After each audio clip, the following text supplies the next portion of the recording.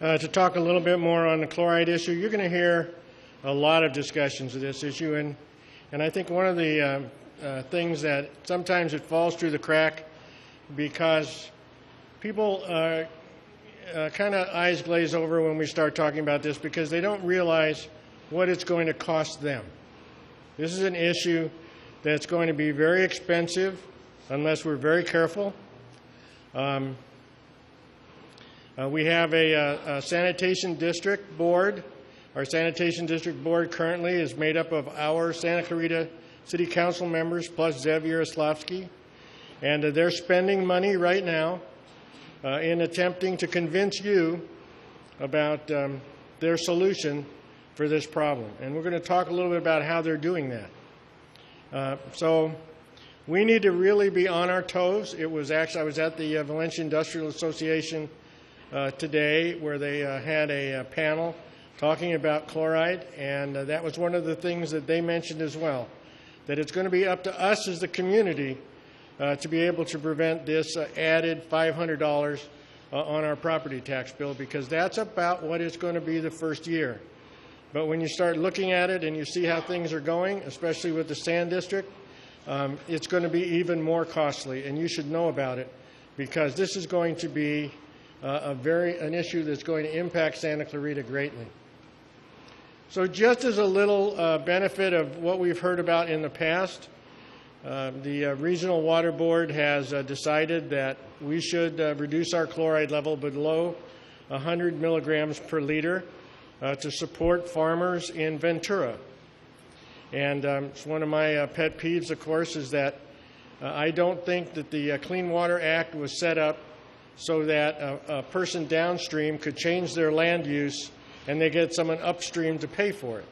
But that's what's happening, whereas the Ventura farmers have changed from citrus to strawberries and avocados and are now claiming that they need their chloride level reduced.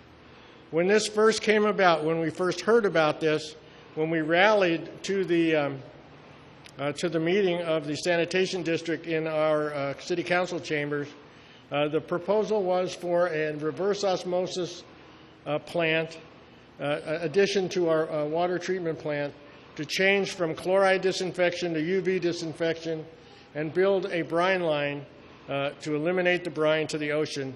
And it was claimed at that time to be somewhere around $500 million or more. No one was really quite sure. And then we ended up with another discussion and said, you know what, we know that's too expensive. So now how about a reverse osmosis plant with UV disinfection and deep well injection of brine? So take that brine and put it down a well, a deep well, one that's below our current water table. And the question would be that maybe in the near term it would be less expensive, but how long is it going to take before that well fills? How long is it going to be before it does get in our water table and creates problems for us? But they claim that to be around $250 million. Now, one of the things I thought that was very interesting today, one of the panelists, probably the only panelist that we had on that panel that was really an expert, was Phil Freese, who is a chief engineer at the Sanitation District. And he was saying that building a pipeline to the ocean would cost twice the cost of building the treatment plant. Well, if he's right now, you can see that no line to the ocean is $250 million, and one to the ocean before was claimed at $500 million. He's then saying it's going to cost $750 million. The whole point is that nobody really knows, that no one's really studied it, or they don't want to tell us about it. But we need to understand that this is going to be a large expenditure that not only we as individuals are going to have to pay, but that businesses are going to have to pay as well. So just imagine that if you have a large increase in sewage rates for restaurants, for any business for markets, any business that uses a lot of water, that has a lot of people, you can expect your costs are going to go up because their costs are going to go up, and they're going to go up substantially. So to give you just an idea, a $500 million project financed over 30 years using certificates of participation. And I don't know how they're going to use certificates of participation, because that's exactly what our friends did in the open space initiative.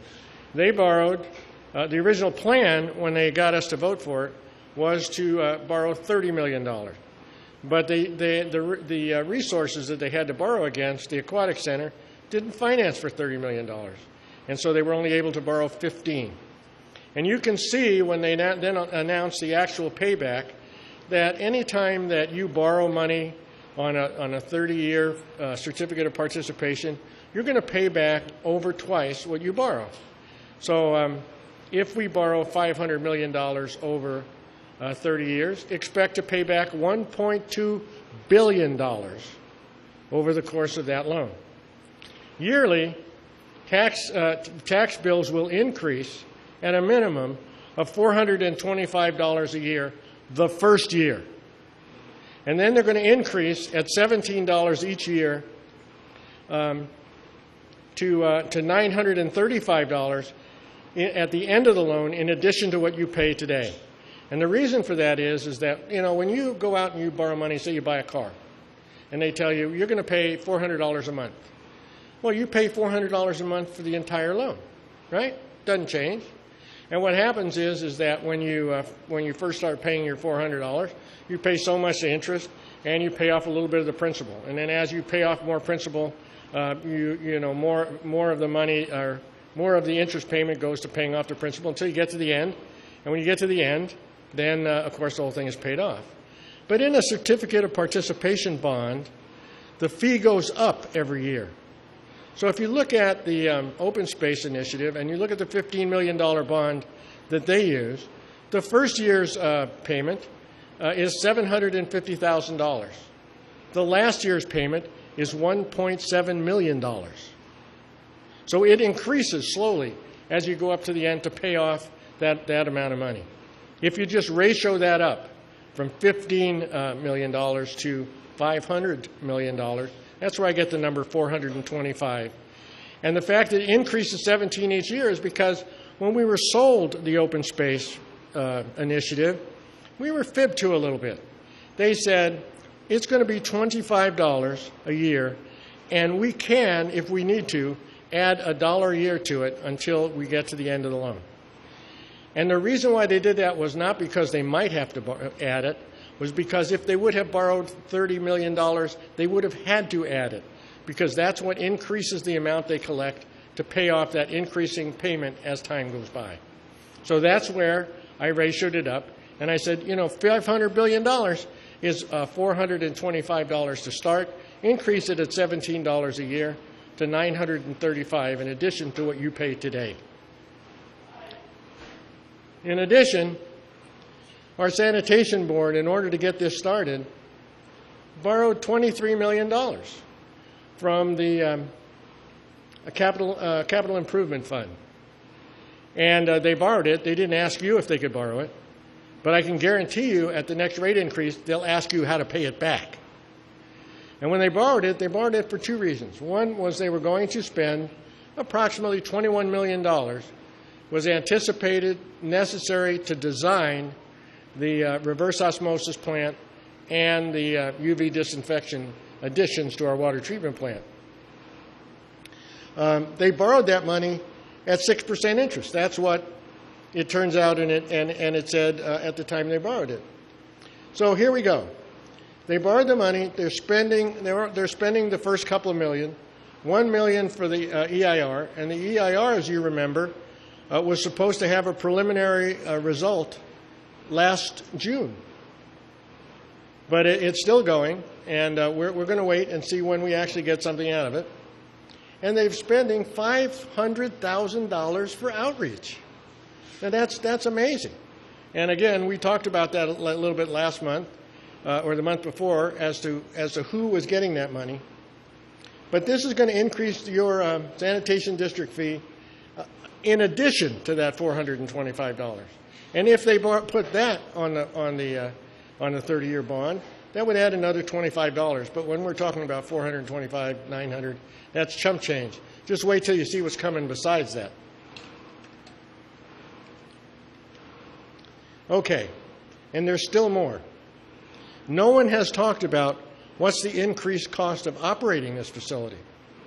How much are they going to add on top of that so that once it's built, they can operate it? And will the sanitation rates continue to escalate at the historic rate of 11% per year?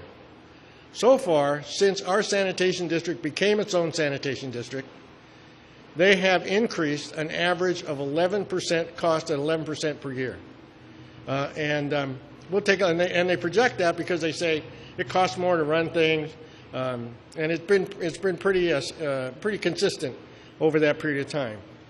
So what are the projected increases on the city and the county stormwater districts? Remember, we're getting a new county stormwater district in addition, and we don't know what those changes are going to be or what those additions are going to be.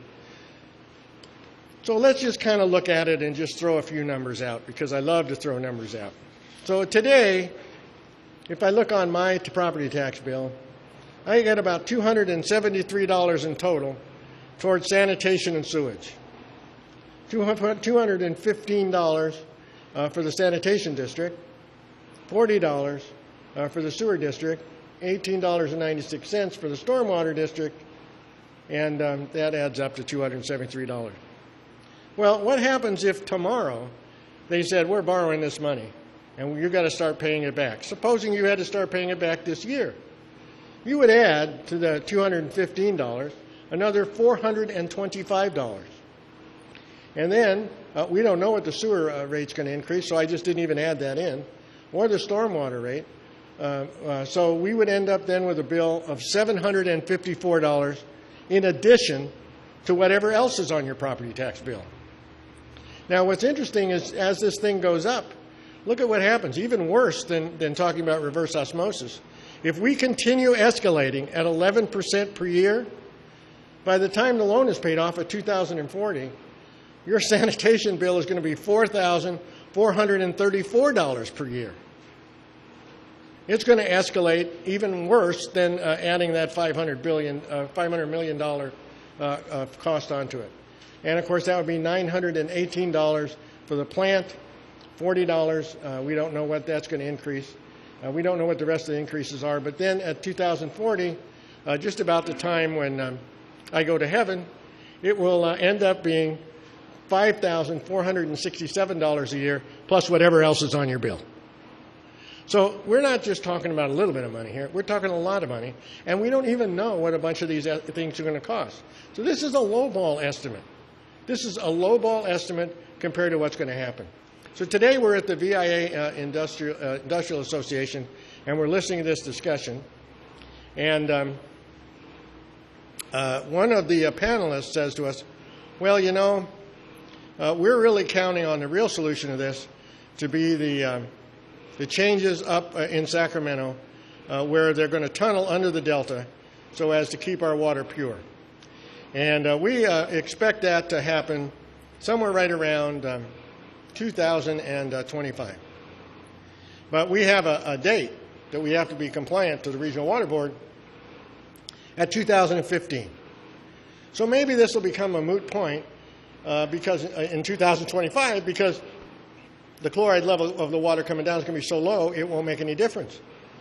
So we're really looking for a solution in between those 2 years. Well, if it's this solution, it may only be needed for 10 years, but we're going to pay for it for 30. Okay, so that's an absurd statement. I mean, either something's got to change or someone's got to reach an agreement with somebody that we can have some interim solution, or it isn't going to make any difference. And if there, I didn't get a chance to ask this question. I would have loved to ask this question. Why is it that you were so intent on having all of our citizens eliminate your regenerative water softeners because you were adding chloride to the water, while the sanitation district for the whole time was using chlorine to disinfect this product and adding salt? Why didn't they take as much action as we took to eliminate the salt in the water? But the one question I did ask, and I want to thank Lynn Planbeck and Cam Noltmeyer for giving me the information about what happened at the Water Board relative to the Newhall Ranch plant. So I did ask the question. I asked Mr. Freese, I said, Mr. Freese, I understand that something just recently went through the Regional Water Board relative to Newhall Ranch. And Newhall Ranch is now committed to building an extra little add-on to our plant, adjacent to our Valencia water treatment plant, to treat the amount of sewage coming from their facilities and do UV disinfection and reverse osmosis on that. And then they're going to run pipes back and forth between the Valencia plant and their plant, because what they want to do is they want to use most of their water for irrigation. And they're concerned that during the high usage months, they may run out of water. And they don't want to inconvenience their users, so they're going to use our water. So why does it make sense to have two separate sanitation districts in this one very small area? Why isn't there one? Okay, and why isn't this being considered as a valley-wide problem and solved as a valley-wide problem with one group of people? And Mr. Freese's answer to me was, well, we really can't count on when they're going to do this. We really don't know what their timeline is. So we just want to make sure that we can do this without them. Well, that's fine. So here's what happens. To me, this is what happened. Ventura farmers want to change what they're growing, although, as Marcia pointed out today at the VIA, that they've had bumper crops of strawberries. So they want to change what they're growing. They want us to pay to condition the water for them. And so we get to do that. And then we have the guys upstream in Newhall Ranch that says we want to use recycled water, don't have enough, so they want to take it from us. It seems like we're going to get to pay for things that are happening downstream, and we're going to get to pay for things that are happening upstream. This just doesn't seem to be a very a good thing from our position as well. So what will this do to local businesses? Can you just imagine? Right, we got connection fees right now of $5,500 per sewage unit. Imagine if they go up 5 times to $25,000 per sewage unit.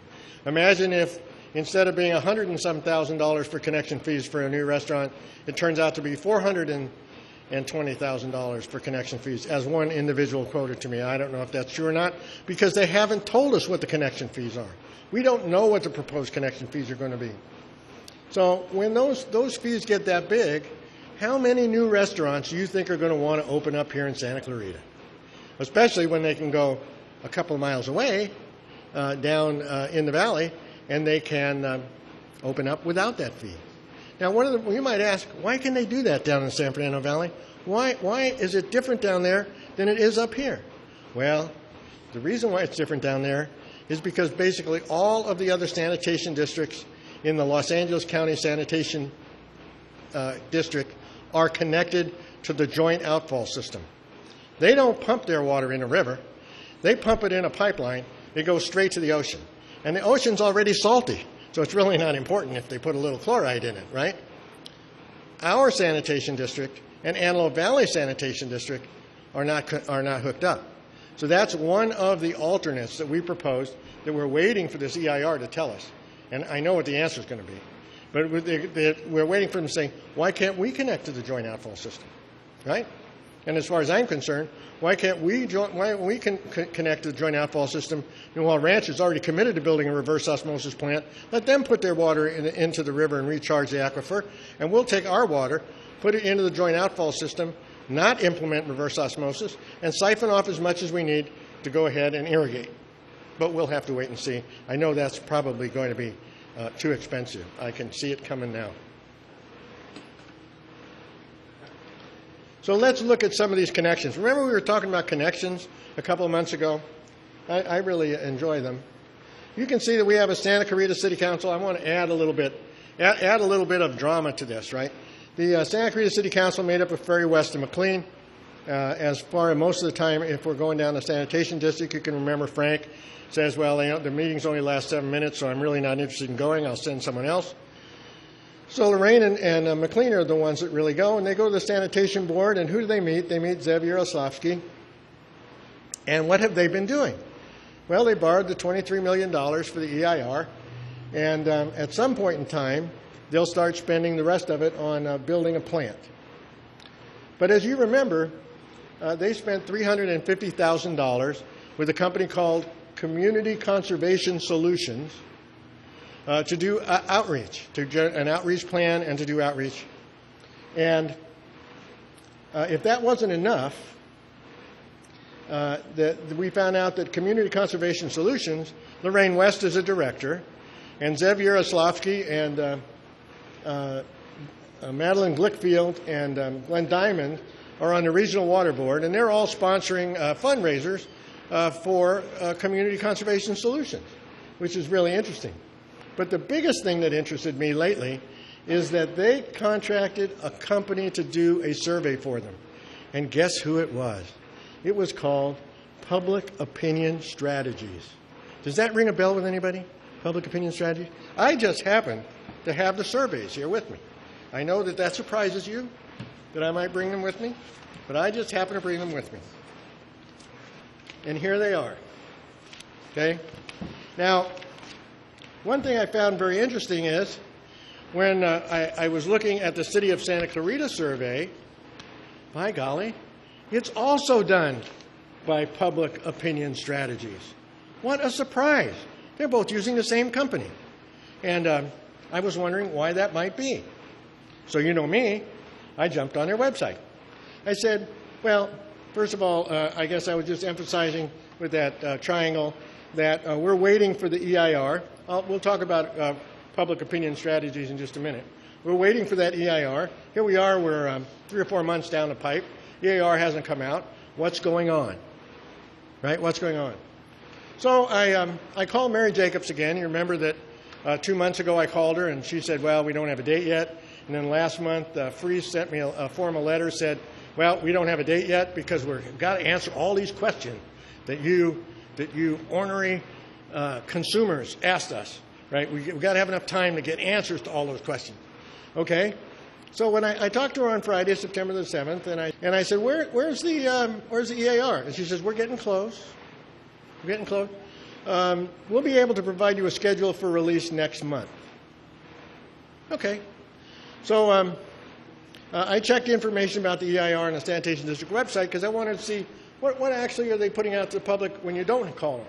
And I found that it hadn't been updated since April the 18th, and it still has the old dates and the old commitments. Well, I got to thinking about this. You're going to come available next month.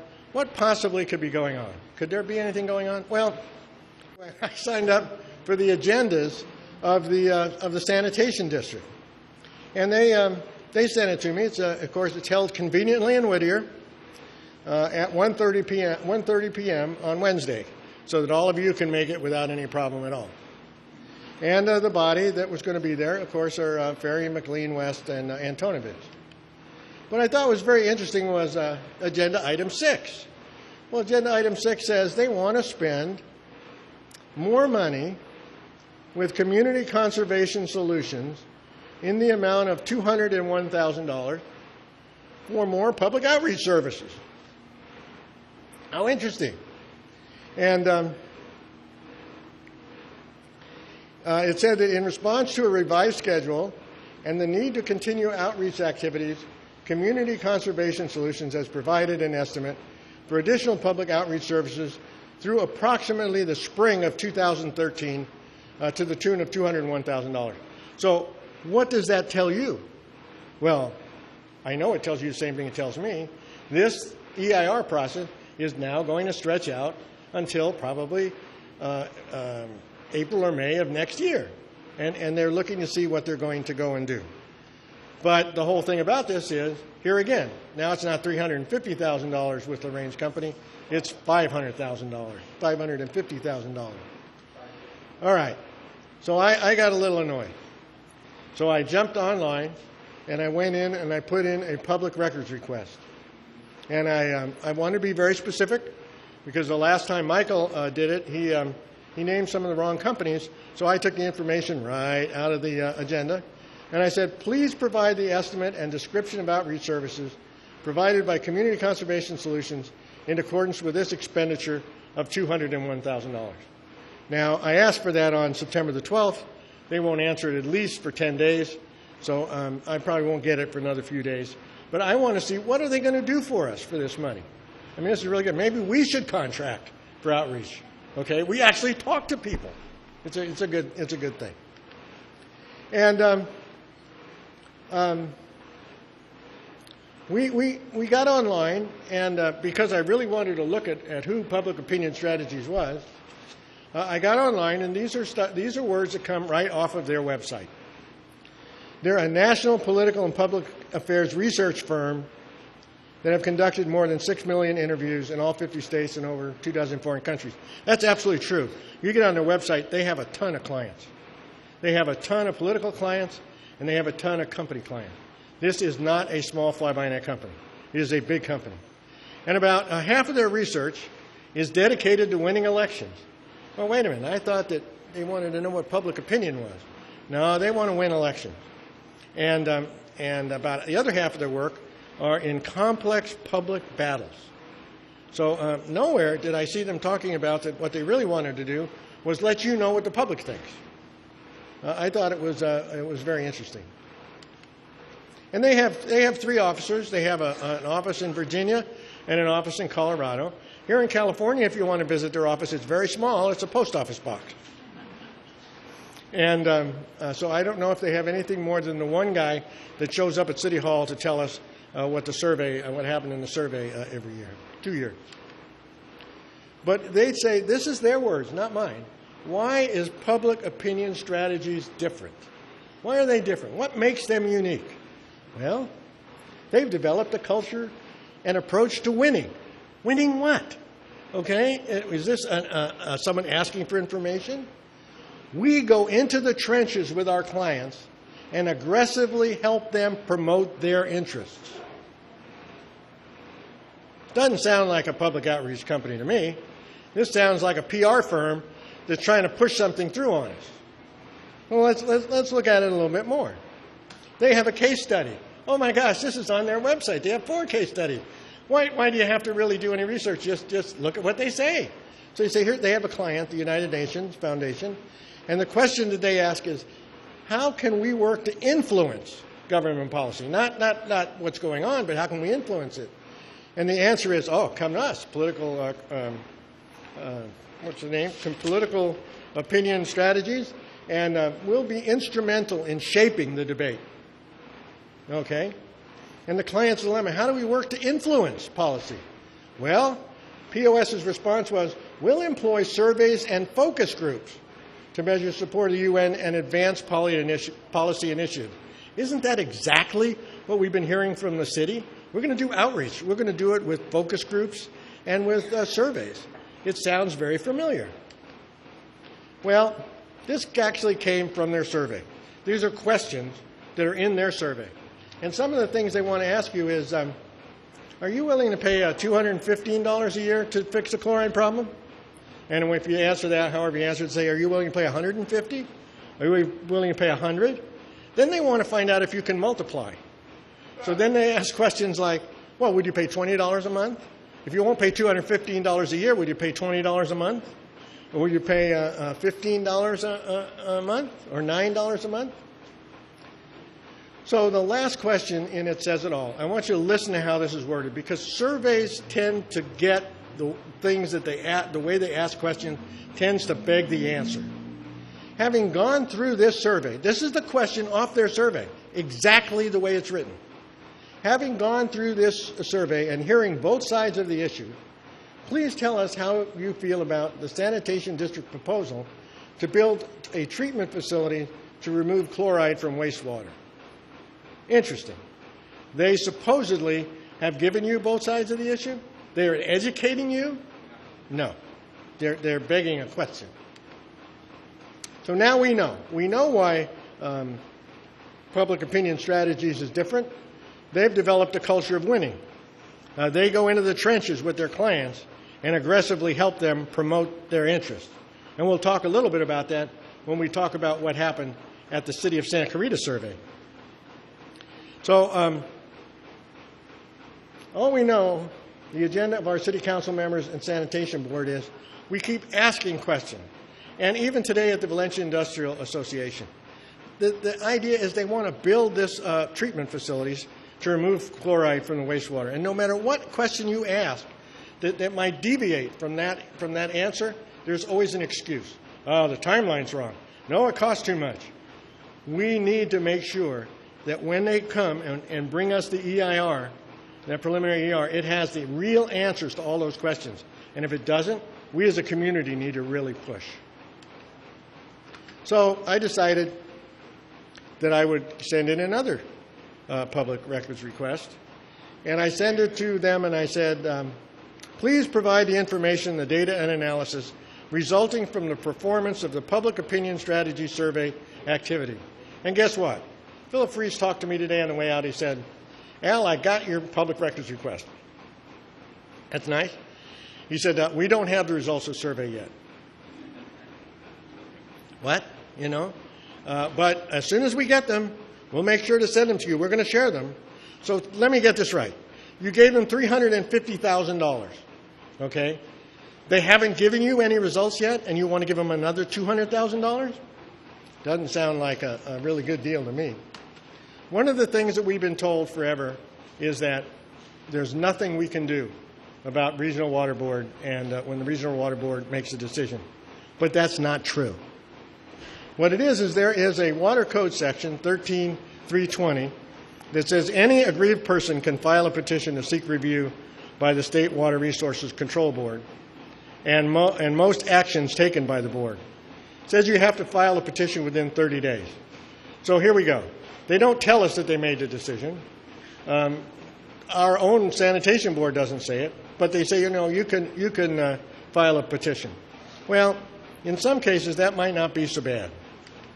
Because what it takes to protest is you need to put in your protest with your name and address and phone number, and what you're protesting, and the date on which you would like the Regional Water Board to take action or refuse to act, and a full and complete statement of the reasons that their failure to act was inappropriate or improper.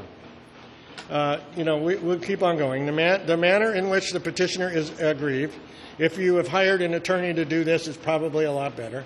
The specific action by the state or regional water board which the petitioner requests, a statement of points and blah, blah, blah, a statement that the petition has been sent to the appropriate board and to the discharger, if not, and it goes on and on and on.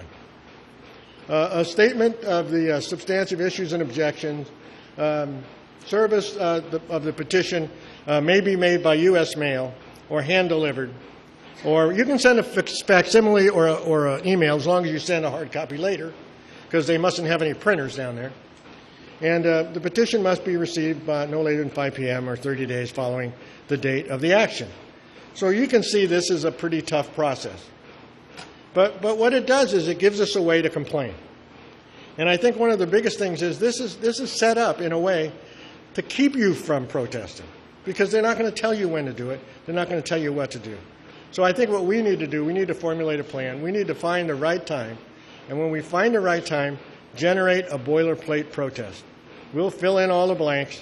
We'll give everybody the necessary stuff to do. And let's inundate the State Water Board with protest letters. Because by law, they have to answer every one of those. And they have to answer them and tell you, upon receipt of the petition, that it does not comply with the Section 2050, and the board shall notify the petitioner in a manner in which the petition is defective.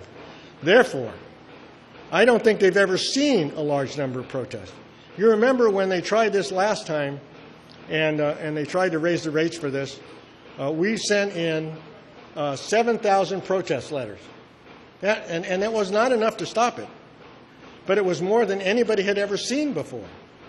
Now, can you just imagine what's going to happen at the Regional Water Board, who had never seen anything or never talked to anybody about this, where if all of a sudden they get 7,000 petitions? It should raise an eyebrow or two. You see, they hold their meetings. On the 20th, the meeting was in Los Angeles. In the 14th, it was in Simi Valley. On the 7th, it was in Santa Clarita. Now, I just want to ask a question of any of you that are online and have subscribed to the meeting notice system. You notice that this month, Marcia wanted to tell us when she was meeting on the Orange Line. Really wasn't something that had to be be noticed here in Santa Clarita, but you did it anyway. Has anybody ever seen someone saying, oh yeah, we're going down to the Regional Water Board? No, they don't tell us. And if you look at the agendas for the Regional Water Board, it says, this is your opportunity for public participation, providing. Oh, there's a little proviso. Providing you tell us in writing what you're going to say before you say it, and then we'll tell you if it's okay to say. So they don't want public outreach. And we need to somehow get their attention, and I think it's going to be, I think we can look at some ways to go and do that. Now, a couple of things have happened since then. We've got this, Lynn forwarded me the results of the Water Board, Regional Water Board, and what they decided on Newhall Ranch. And it's very different from what you and I can do here in Santa Clarita. And I have to apologize to you. You know, I did get it on Tuesday. Oh, I'm sorry. I think I got it on Monday. But I just didn't have an opportunity to read and digest it yet. But Cam did call me today and told me of some very interesting pages. And so I did read those before I went to the Valencia Industrial Association. So next month, I think what we can do is we can fill in on what the Water Board is doing with Newhall Ranch and any other things that come up with the Sanitation District as far as answers to our public records requests. And maybe we'll have some more discussion about the Valencia Industrial Association meeting, because I did an audio recording of it, so I'm going to go back and listen to it, and we'll go back and review some of the questions that people have.